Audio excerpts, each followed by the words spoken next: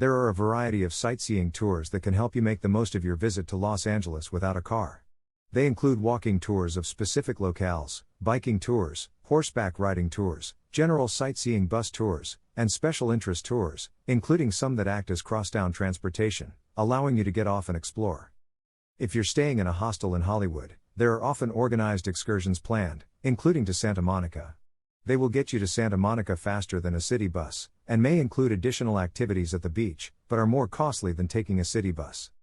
The Starline Grand City Tour is one of the city tours anyone can book that takes you to different parts of LA and gives you a specified amount of time to explore areas like Rodeo Drive, the Brea Tar Pits, the LA Farmers Market, and Olvera Street.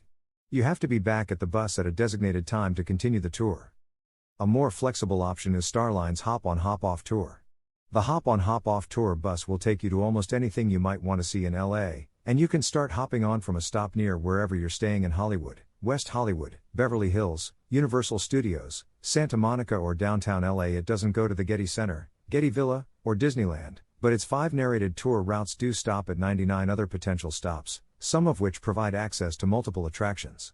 Every stop is near at least one tourist attraction. You can buy tickets for 24, 48 or 72 hours that allow you unlimited riding on 5 routes, plus a connector to LAX. Your Hop-on Hop-off ticket also gives you discounts to many LA attractions as well as 10% off other Starline tours, like the Movie Stars Homes Tour or Haunted Hollywood Tour. You can also use the Hop-on Hop-off Tour as an option for getting you to Santa Monica from Hollywood or downtown LA, and you can explore other LA attractions along the way. The downside if you're relocating from a hotel in Hollywood to one in Santa Monica is that you'll have your luggage, which may be inconvenient for hopping on and off in between. Another disadvantage is that the tour buses don't run in the evening, so you'll want to plan your tour loop each day so that the last stop is at or near your hotel, or somewhere with easy alternate transportation back to your hotel. Some of the activities on the tour route might take all day, like Universal Studios Hollywood, which might not be the best use of a tour day, while at other stops you might want to hop off to take a couple of pictures and get on the next bus.